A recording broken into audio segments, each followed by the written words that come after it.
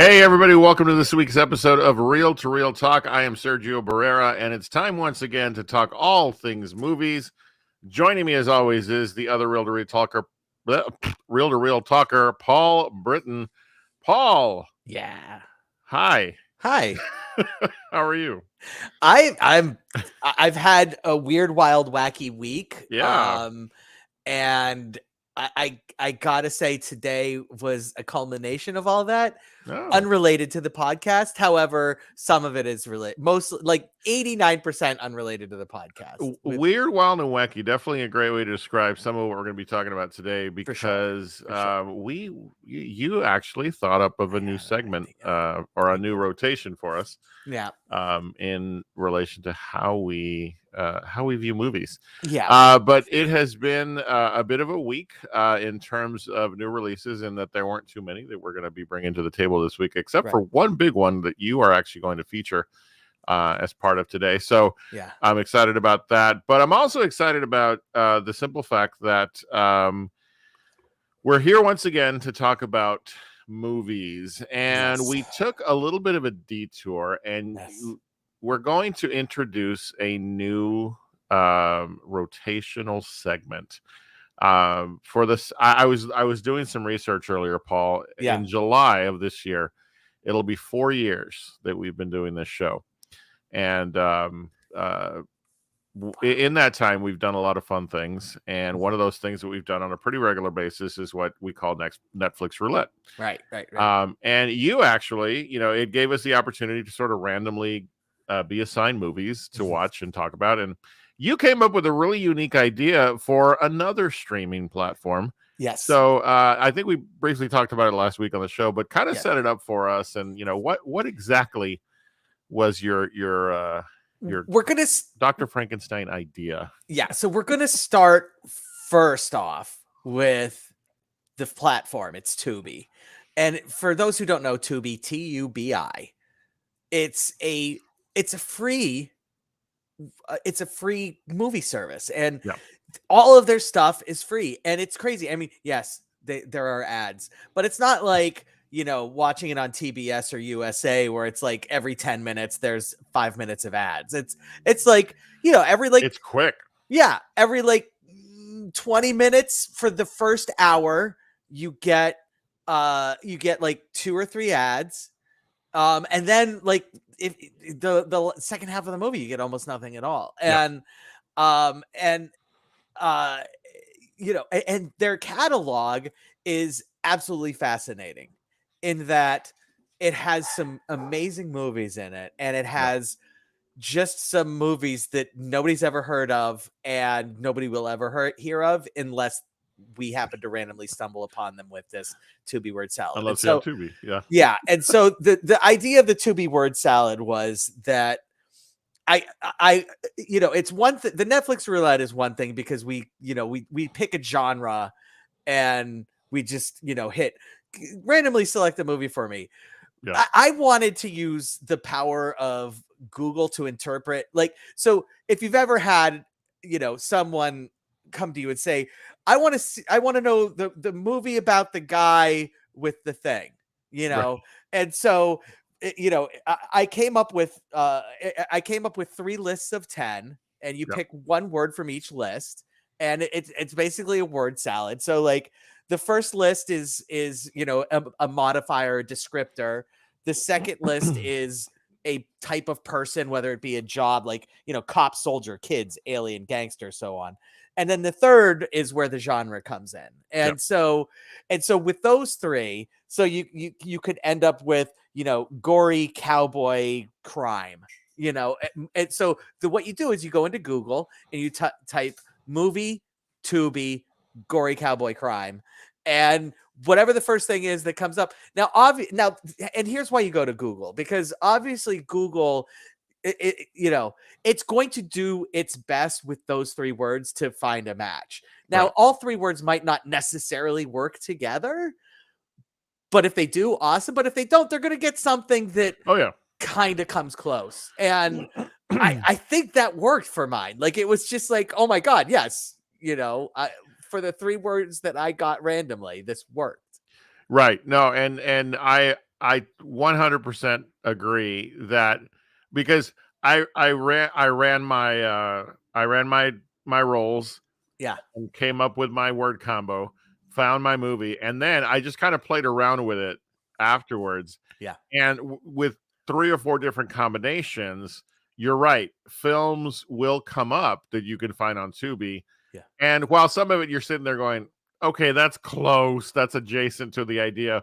Yeah. Usually it's actually pretty good luck. So I found it exciting because there wasn't a single time in any sort of combination that I rolled where I saw a movie that I was familiar with. Right. No. That's impossible. It's almost with this word, but that's why it's word salad. Yeah. You know, that's why it's word salad. It's literally like, just give me something completely random. And I just want everybody who's listening at some point this week to go Google Tubi movie gay vampire noir, and just that was my sort of my test case for this. And as soon as the movie came up, I was like, oh yeah, this is exactly what I was hoping it would be. Right. And you know, the platform itself is known for, you know, its selection of films is not anything that you're gonna sit there and go, well, yeah, of course, yeah, that, Right. yeah. It's like, but it'll what? surprise you. Like for a while, it had the Bourne movies on there, and yeah, exactly. And yeah, it's like, oh my god, really? You know, yeah. But that's a rarity. Right. And I think that by the time we land the plane on this very first ever Tubi Word Salad experiment, I think people will clearly see what we're talking about in terms of the kinds of movies that this segment will give us to watch. Yeah. And so we're going to go ahead and jump in to yours first. Okay, good. And I'm really excited to talk about this with you. And I wonder if you even can figure out why. But I'll let you go ahead and get us started. Why. I know exactly why. I'll let you get us started on this so, conversation. Just so everybody's keeping score at home, I rolled a 4-5-5, which is missing gangster drama. And so I missing gangster drama. The first thing that came up was the Dusty Rhodes 2022 classic Missing Persons. So I know, so it's because it has wrestling people in it. Yes, I Dusty knew Rhodes. nothing of this film. Yeah, and I'm like, what? Yeah, it's an interesting like.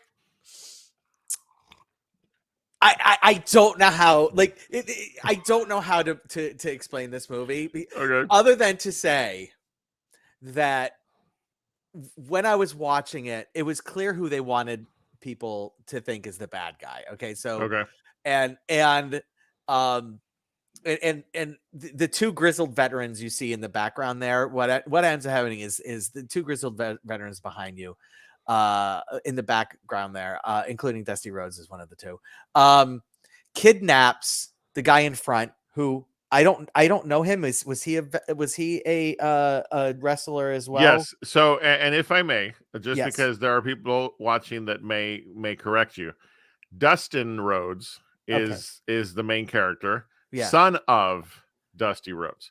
And, really? Yeah, very important distinction to make, because and which makes it even funnier in terms of like who's in this film. Because Dustin, the son, and the gentleman on the left side of the poster is Billy Gunn.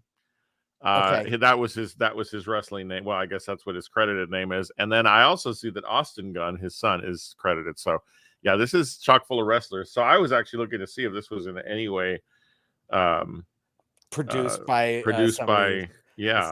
might have been. So, yeah.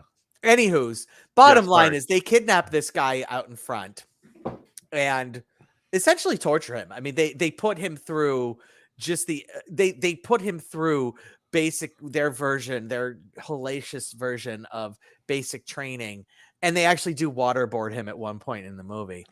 But they're the good guys. Like these are the good guys. The grizzled veterans doing the kidnapping are the good guys, because the person out in front did the heinous crime of stolen valor and claimed and has a roofing business. And just so you know, he is called a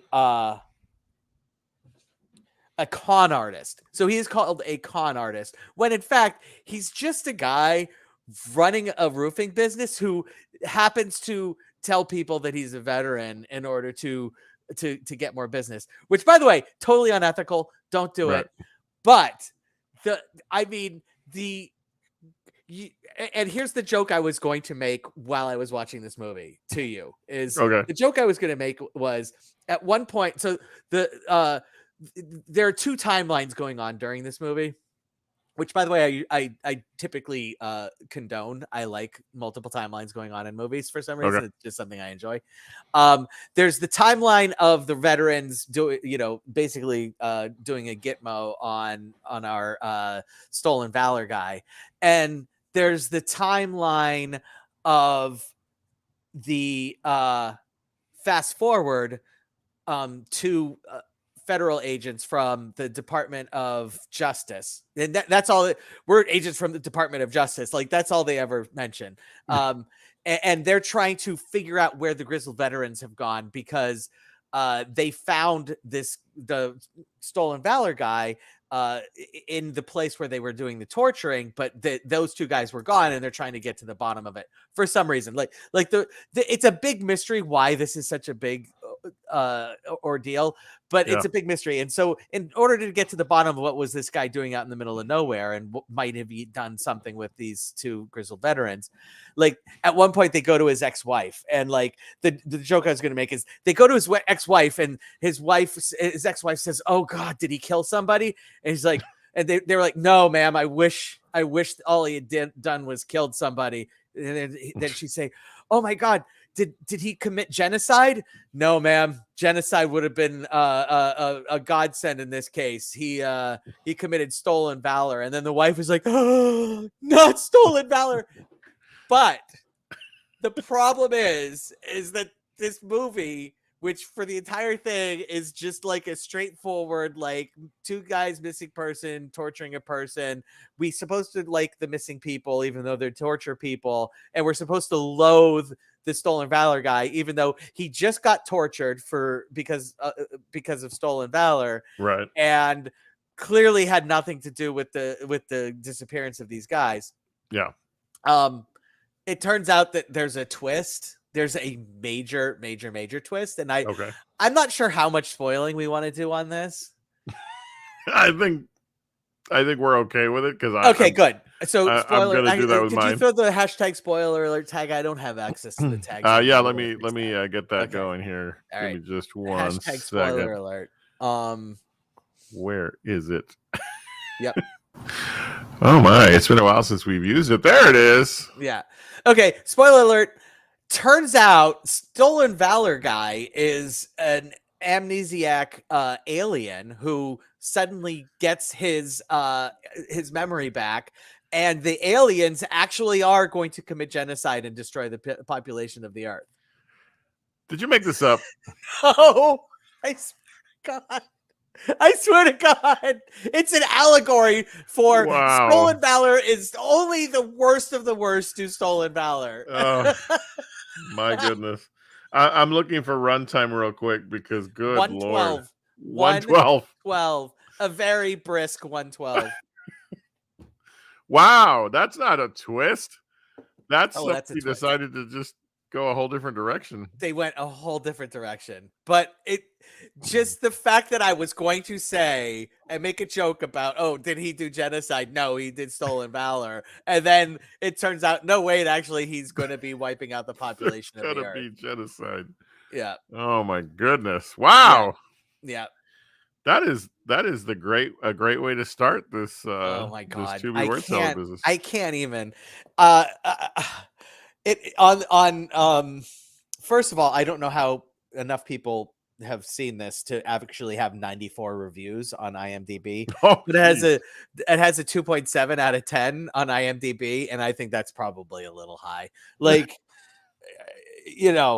I mean, with the twist is so insane Yeah. it's insane. I'm That's still all there trying is to to wrap my head around it, and the fact that you were serious. it. Yeah, I was dead serious. I literally thought, I'm like, I think I've missed something. Paul is just going into business for himself and is making this up. So, No. wow.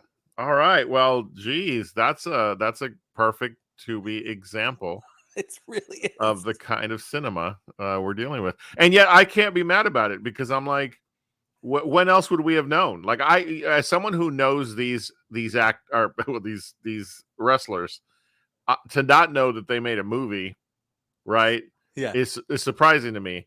But then to find out that it was what it was makes 100% perfect sense. So there you go. I mean, it was just throughout the tone of the movie. It was blatantly obvious that the fact that these guys were missing was a big problem, and we were supposed to be upset.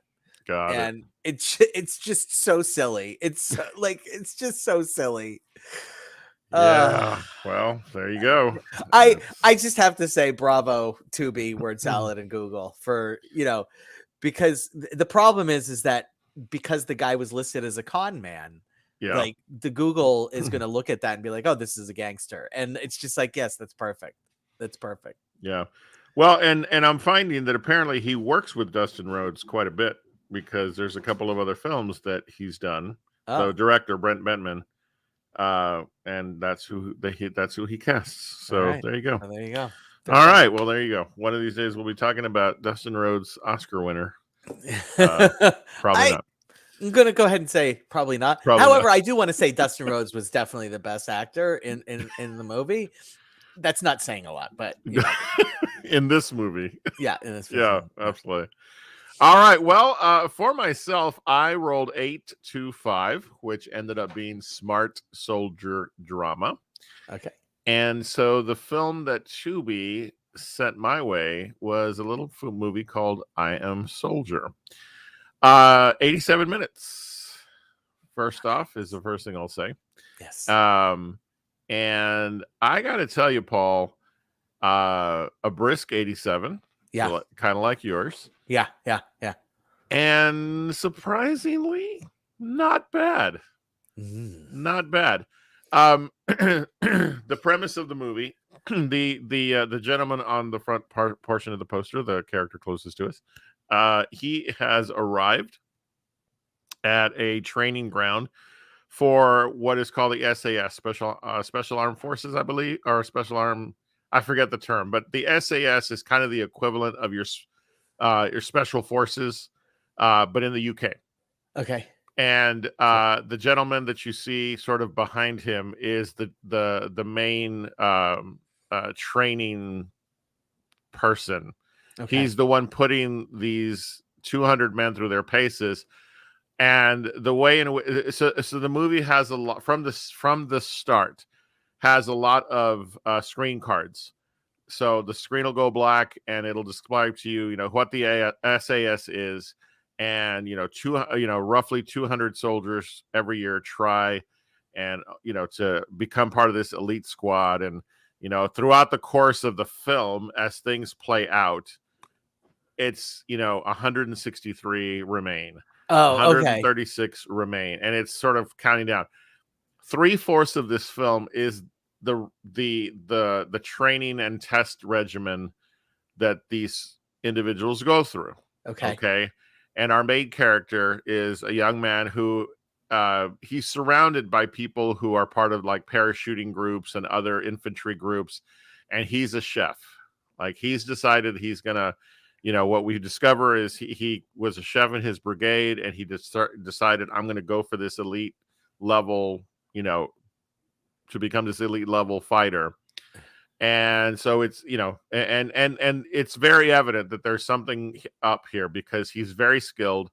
He's able to do all of the things that are asked of him. And so the movie is kind of like, you're trying to figure out what's really going on here. Okay. And so the cool part about this movie, the thing that I enjoyed, was that the training sequences and the challenges that they're put through in terms of their endurance and their ability to fight and so forth are actually really well done. Okay. And there's nothing there's nothing at all cringy about the way in which. So this is not it. You don't feel the low budget feel of what this movie really is. They've really gone all out in making sure that they're building the right amount of sort of tension and environment of where they are.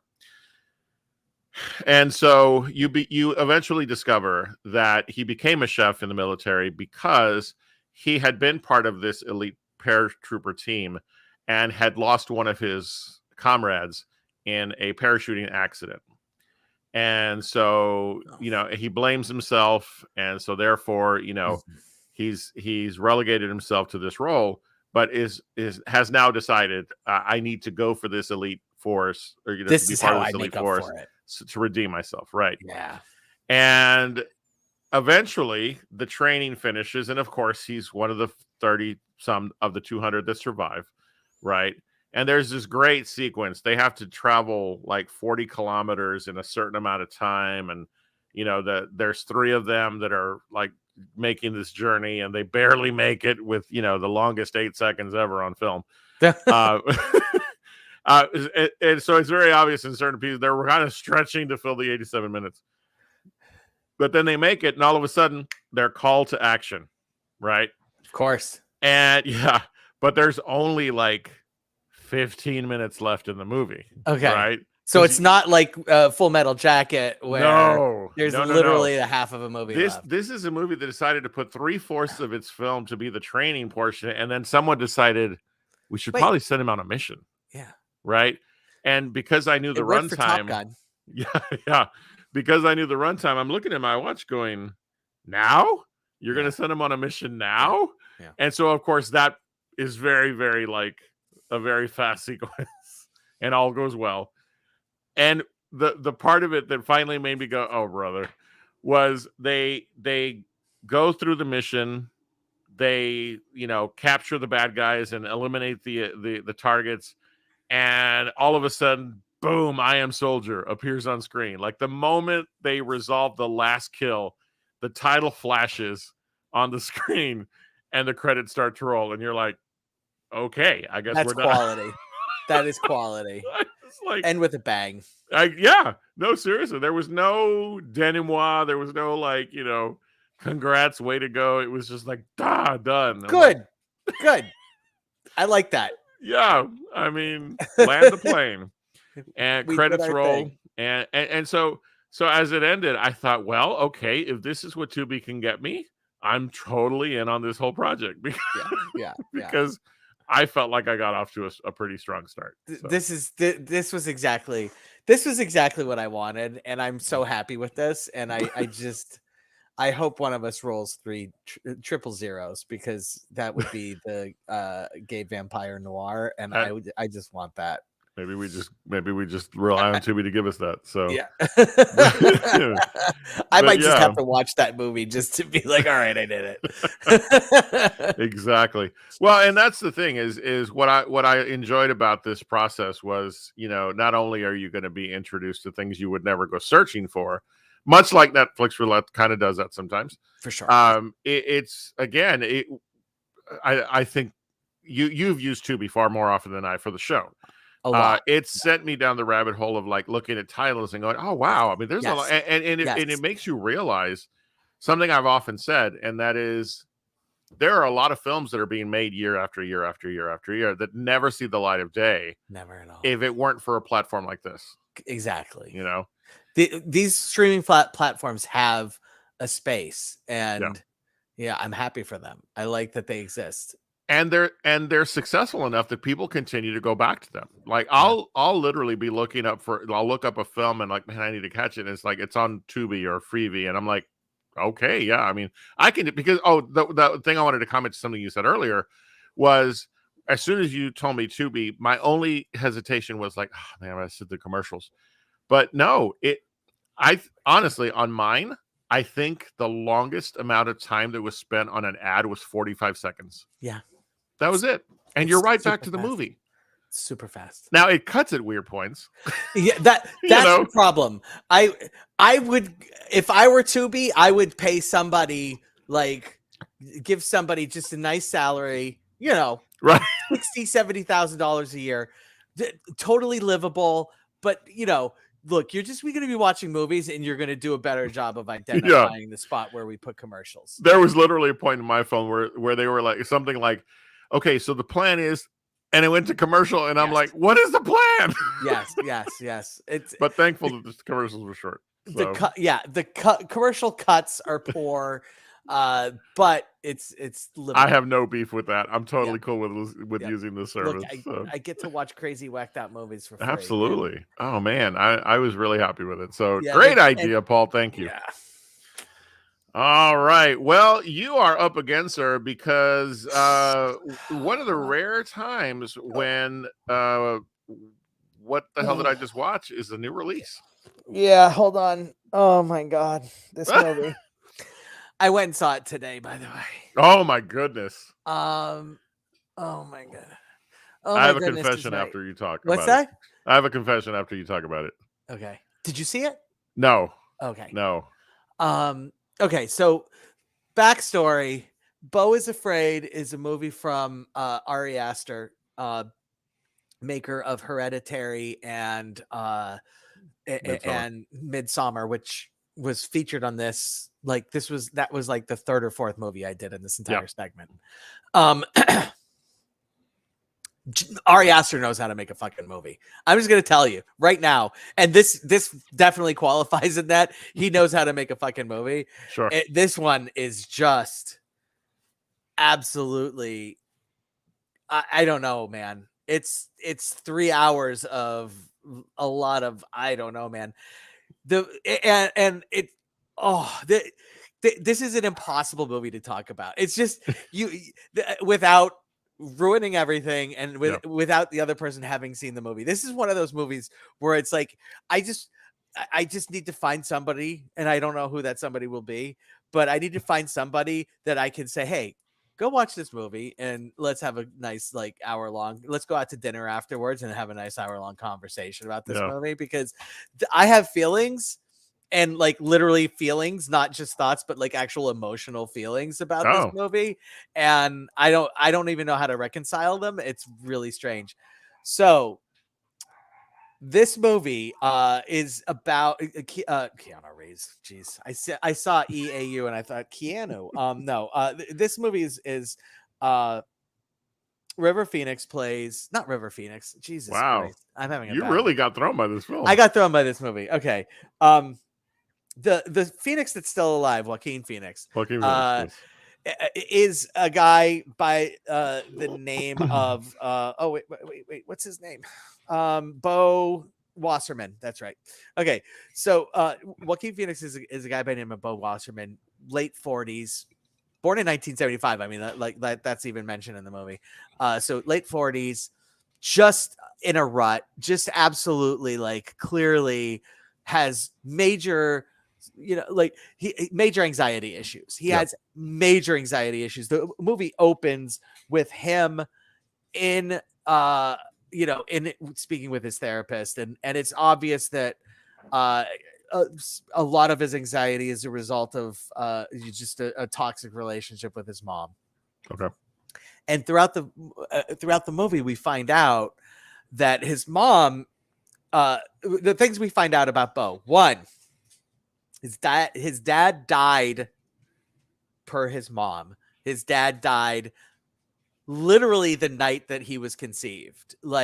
He was conceived and his dad died simultaneously. Like he had a heart attack. Like it runs in the family per his mom that, the men in his family, when they have sex, they die. Like they have a heart condition that kind of strenuous, that specific type of strenuous activity kills them. And that plays such a huge thing in this movie, just that concept right off the bat. And it's obvious that he doesn't entirely buy into that being the actual case, nor should he, because that's ridiculous. But also, like, he lives in this just absolute slum of an apartment, where people are literally killing each other. Right. It's a very weird world that Ari Aster has created. And, people are committing crimes just on the street constantly, nonstop. People are very aggressive in the crimes that they commit, and it's a very stressful world that he lives in, and for some reason he still chooses to live in the city, which just adds all of those stressors to him. Yep. And as a result of some things going poorly, with the first hour of this movie is absolutely hilarious, and I mean that 100%. It is just absolutely hilarious what he goes through, and that just the this is not so. There's dark comedy. What this has been described as, and I'm going to steal this, is a nightmare comedy. It is absolutely a nightmare comedy. It's like you can't help but laugh at the horrible things that the situations this guy has to go through. But then, as he's having one of his stressor reactions to something, he gets hit by a car, and he wakes up in a suburban home, being doted on by a super loving couple, including Nathan Lane as the father. Nathan Lane is just absolutely amazing and hilarious in this movie, by the way. And they've adopted him, and they kicked the daughter out of her room so that Beau could recover in their room. It turns out that the guy is a surgeon. By the way, he's not a surgeon, but he stitched Beau up as though he were a surgeon. Oh my! And they used to have a son who died in service, and pictures of his son are everywhere. At one point, the family's putting together a puzzle, and the puzzle is a picture of the son. I mean, it's crazy, and they treat the daughter like absolute shit. It's they kick her out of her room and make her sleep on the couch, and she's and she just passive aggressively yells at them about her new brother that has taken her room, and the mother says, well, we don't have any other place, and she's like, oh yes, we don't have another room that's completely empty and has been empty for 5 years, and you refuse to let anybody go into it. She's like, you're right, we don't have that room. And it's just because obviously that's where their son their son's room is completely untouched. Beau could have absolutely gone in there, but they'd rather dispose their teenage daughter. It's just absolutely bonkers, and it's brilliant, and of course it turns horrible. It just does that. I mean, that's what this movie is about. So the movie is an allegory of the Odyssey, and it really is. And so what ends up happening is we find out while he's in this suburban home, he finds out that his mother has been killed by a chandelier falling on her head, and so he has to get back to his birth home, where he grew up, so that he can be there for the funeral, because the mother has stipulated that the funeral shouldn't happen until Beau's there. Beau has to be there for the funeral. And just the crazy shit that he has to go through to get to this place, because his new family is basically has basically kidnapped him and attached a one of those tracking devices that the police use for when people are on house arrest, and it's just crazy. And craziness. He ends up lost in the woods somewhere, and stumbles upon a commune. And this movie's so funny, but so dark and horrible. He stumbles upon a commune that they stay in one place for as long as they can, until they feel like people are starting to they're nomads. They they stay in one place until they feel like their presence is being becoming a problem, and they're gonna have to leave. At which point they put on a production, they put on a play about what's going to happen next to them. And the production that they put on is the life of Beau. Oh wow. So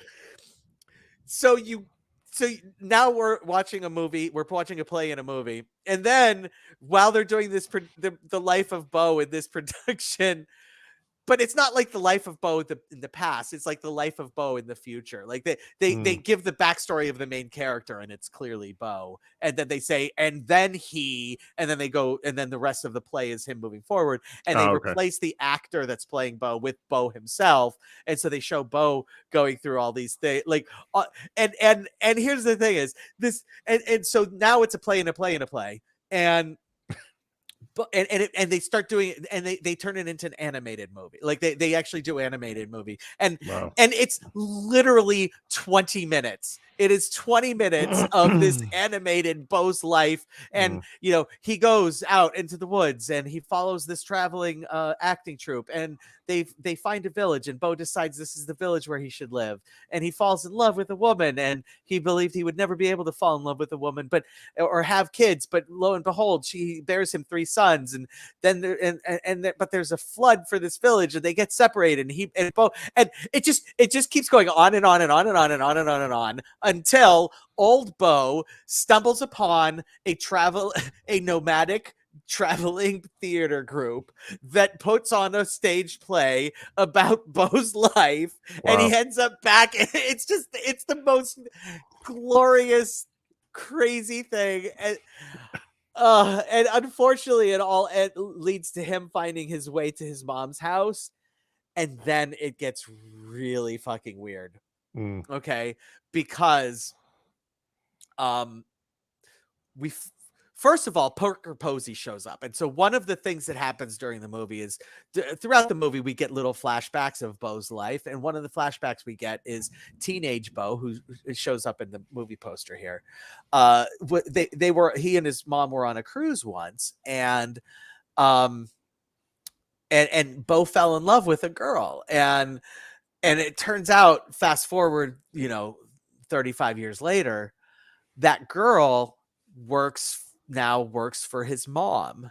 Never said anything about it. And was pulled away from the cruise by her mom. But she told him, don't ever forget me. Wait for me. I'm going to wait for you. You wait for me. And so it's Parker Posey. Now, if you know anything about Parker Posey, it's like, yes, this is exactly who should be in this movie as a 40-something-year-old, dream girl because it's fucking Parker Posey. And if you're my age and your age and you never had a thing for Parker Posey, you've never met Parker Posey or seen a movie with her in it. Right. And it's just, and so he ends up having sex on his dead mother's bed. Turns out his dead mother's not dead at all, and Parker Posey is actually an automaton that she used to trap him into having sex on her bed. Wow. And then they have this huge battle royale between the two of them, and this is cathartic for me, by the way, because I'm getting out all my feelings. Turns out his mom has been hiding his dad in the attic this whole time. His dad has been alive. I've lost so much track of what's going on. Yeah. Okay. So his dad has been in her attic for this whole time, and she's like, I've been protecting you from him. I lied to you because I needed to protect you.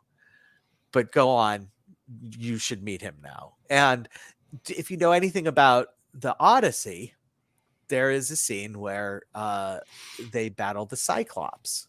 Right. And Beau's dad, it turns out, is a Cyclops. But not just any Cyclops. He's literally a giant penis. And that's what's in Beau's dad is the Cyclops, but in the allegory, they just use the phallic idea of a Cyclops, but not the idea, the literal giant thing. And it's like, you get, and then so Beau escapes the penis and breaks away from his mom, finds a little motorboat, and is motorboating away from just a little thing, like a fishing boat thing.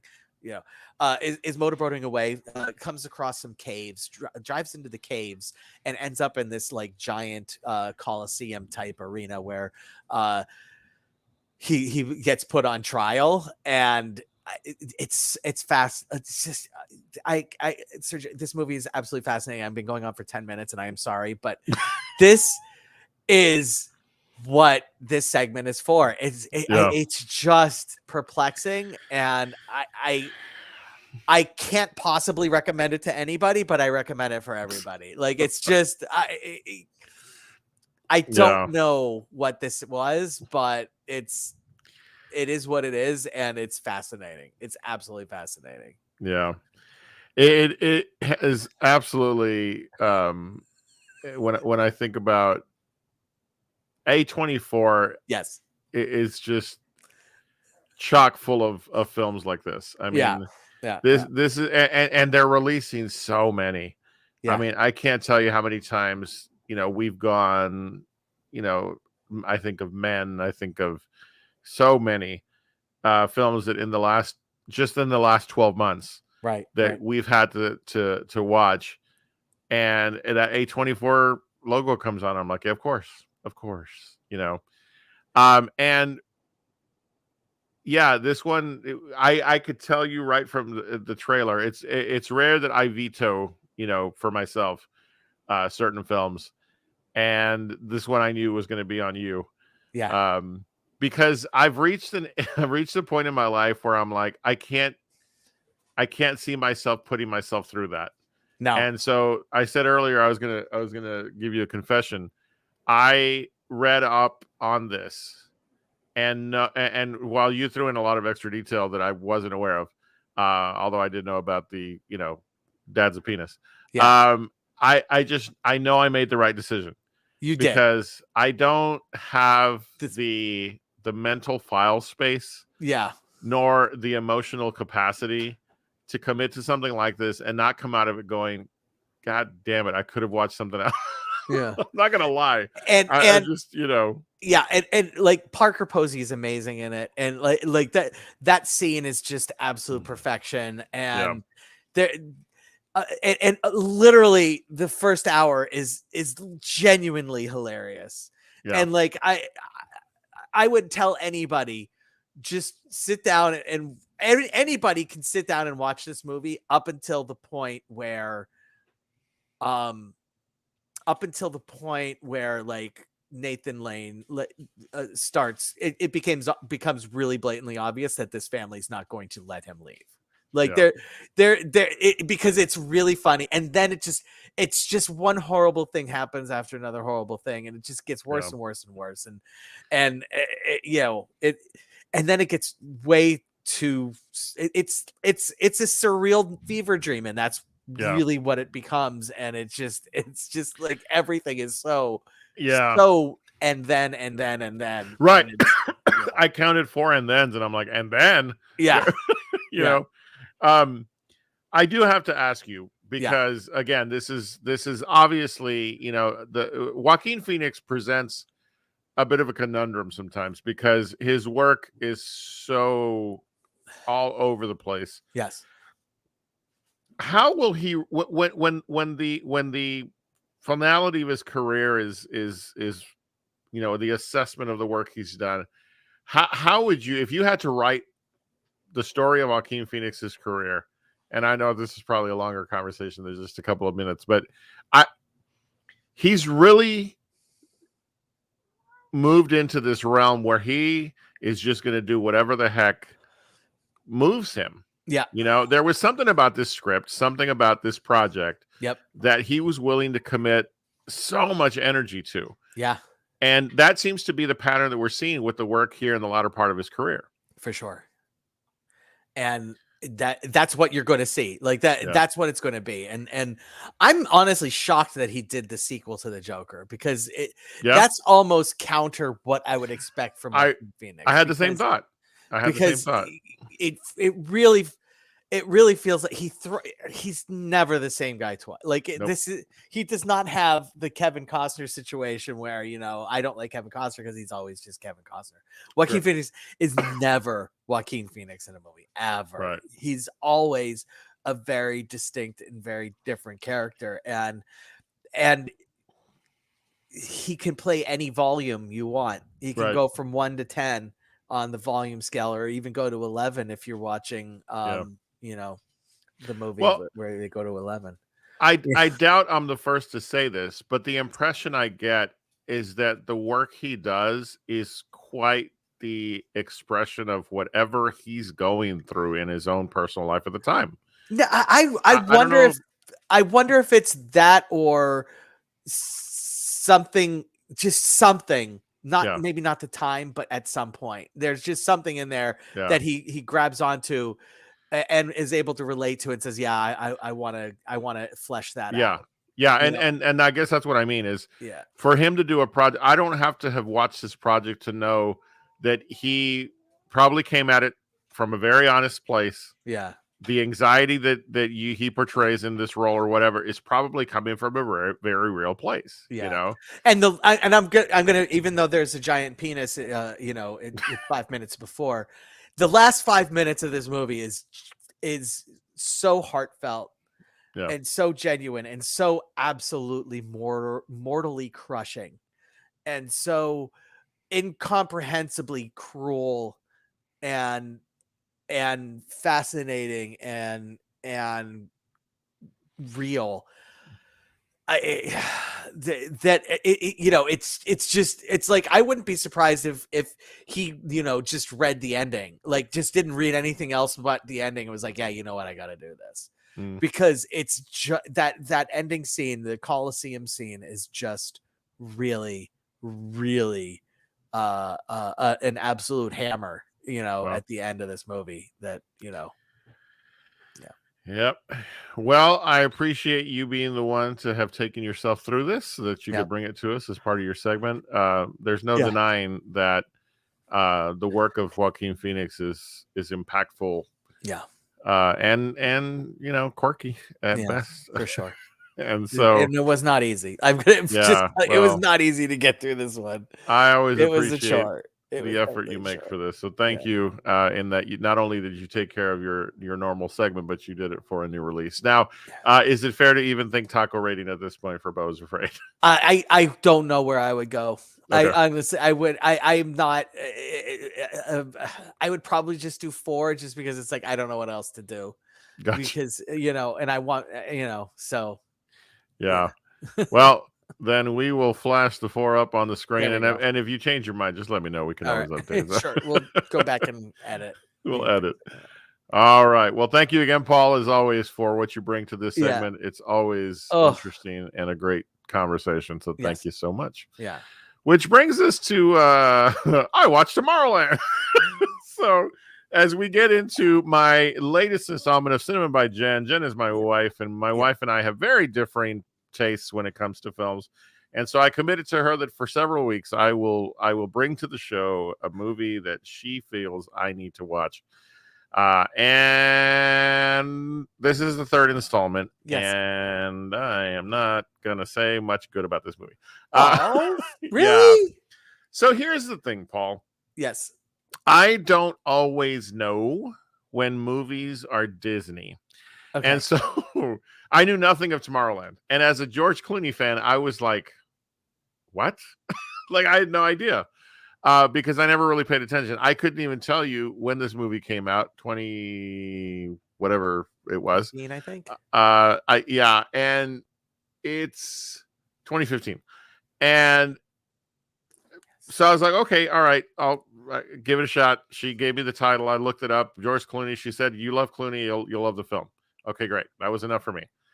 The opening sequence begins where you start to see the logo, and it's that sort of science fiction-y cityscape, right? Yes. And it's backing up, and I'm like, I'm gonna see that Tinkerbell shit go across the top of the logo. And sure enough, it's not the castle, it's the cityscape of Tomorrowland. And right. And then it's Disney, and I'm like, okay, fine, whatever.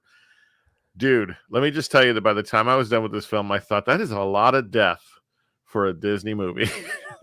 Yeah, no, that's fair. I mean, and so here's okay.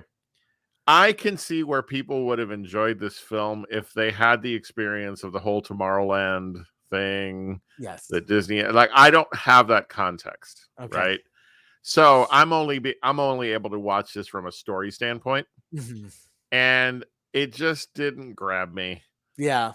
It had some really cool things going on with it. You know, I love any kind of movie that's like, hey, here's the kid version, here's what his life was like, and now he's this grizzled adult now that's been sort of broken down by the system of where he is, and all that's George cool. Clooney is absolutely adorable, by the way. Absolutely.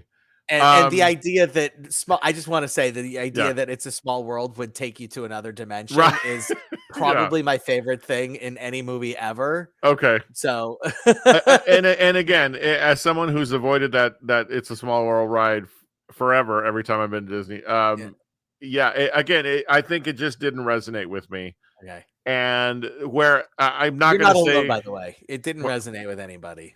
Oh, really? But me. Yeah, I wish I could have said I enjoyed it.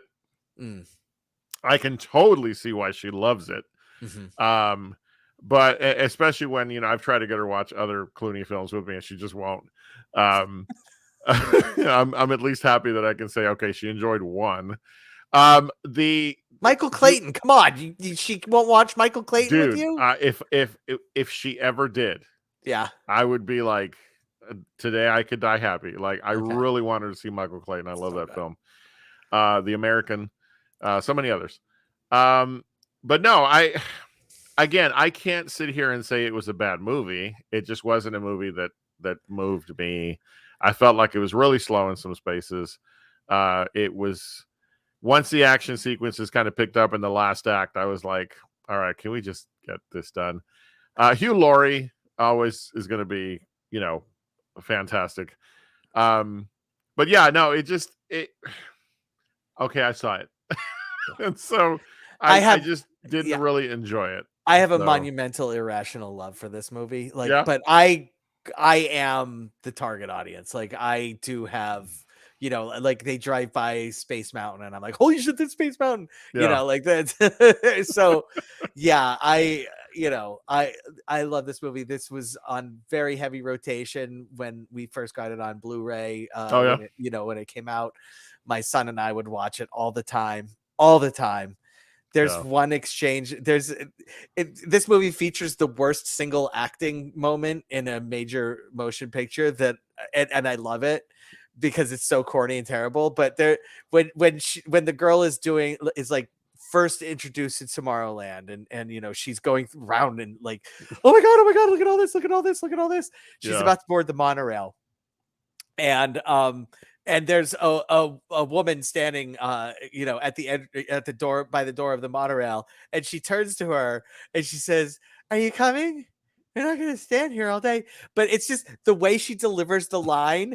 Her mouth barely moves, and she's squinting. It's just great and brilliant and terrible, and I love it. And I just love everything about this movie. It's just everything. It glorifies Walt Disney, and that's I'm here for that. And I can see that. Yeah, it's a small world thing that I mentioned earlier, and I'm here for that.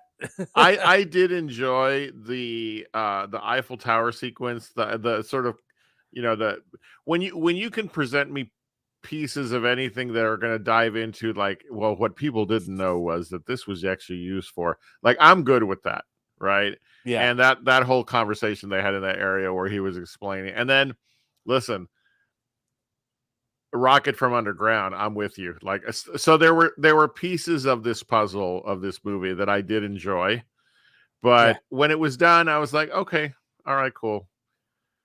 I watched it. And I have told Jen, she you know, she understands, and so next week is 9 to 5. So you haven't? I've never seen 9 to 5. Oh my god. So yeah, that was literally her reaction. So she didn't know it either. So. How do you even find out you haven't seen 9 to 5? Like, I would just assume, oh yeah, you've seen 9 to 5. It's got Dabney fucking Coleman in it. Come on.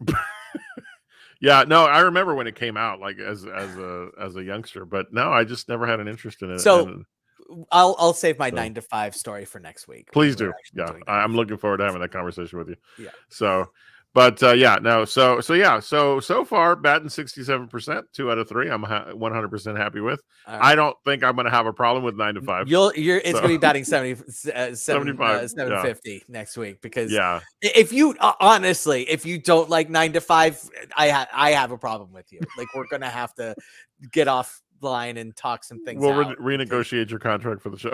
Yeah, exactly. No. I mean, come on. The cast being what it is. It's just it's a blind spot for me. That's totally my fault, but I am looking forward to watching it. And I'm not. We're only, by that point, we'll be 4 movies in. And again, it's kind of, it has been fun figuring out why it is these movies resonate with Jen, and just the way you open the door in my mind to so many films during Real Alphabetical. Right. This is just another person's view of film and what they enjoy. And so I'm enjoying that aspect of it for sure. So cool. All right. So that brings us to the doorstep of the end of this week's episode. Wow.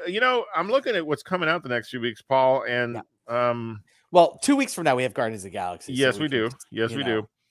But next week is kind of, aside from Sisu. Well, but we got to do Sisu. Like, oh no, we're absolutely that's what I'm saying. I mean, that becomes the film. I'm gonna obviously watch the Peter Pan and Wendy on Disney Plus. That'll be one that I do. Gotcha. Have you? I've been hearing whispers of Polite Society as being a movie to watch. So I'm not familiar with it at all. Oh yes, no. Yeah, I know exactly which one that one is. So I might fit that one in as well. So okay, I'll look for it. Yeah. I will have time next week. Okay. I will have, so yeah. I'm looking forward to that. Jen actually is the one that reminded me about that one coming out next week. But Sisu I've been looking forward to for quite a while. So so we have things to talk about, but Guardians of the Galaxy in 2 weeks, and then from there we get some interesting things over the next several weeks. That we'll be talking about here on the show, culminating with Fast X. So. Yeah, I know.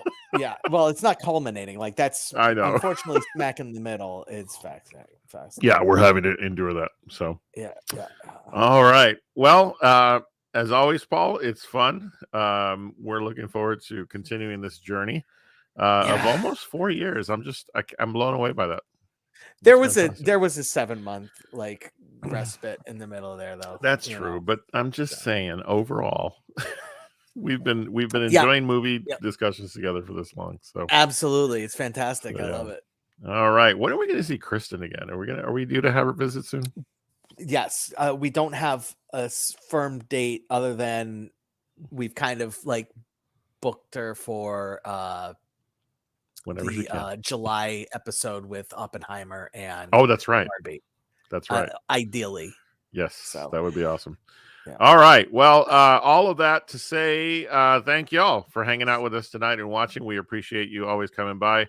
Don't forget, you can catch our episodes on demand on YouTube. If you haven't already, make sure you click that subscribe button and the notification bell so you know when our live episodes post.